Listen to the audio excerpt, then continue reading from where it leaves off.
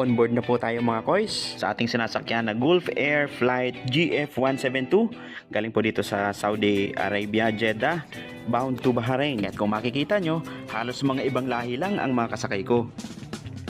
Ilang sandali pa ay titistingin po muna natin itong ating kakainan mamaya at di natin alam kung anong ihahain sa atin. 1 hour after nag-take off, ito na po at naghahain na po sila ng pagkain. Nagsiserve na yung mga crew.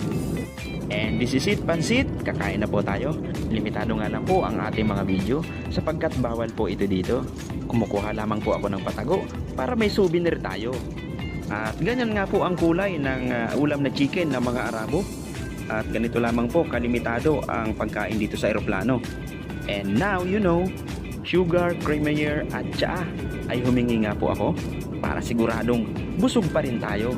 Ayos na rin po sa akin ang ganitong estilo sapagkat nga ay hindi naman matakaw to. Kapag madami kasi ay masusubra ng kain. Sasama lamang ang tiyan ko sapagkat ang pinakaiiwasan ko dito sa eroplano ay ang pumila doon sa banyo. Sa ngayon po ay magcha-charge naman ako.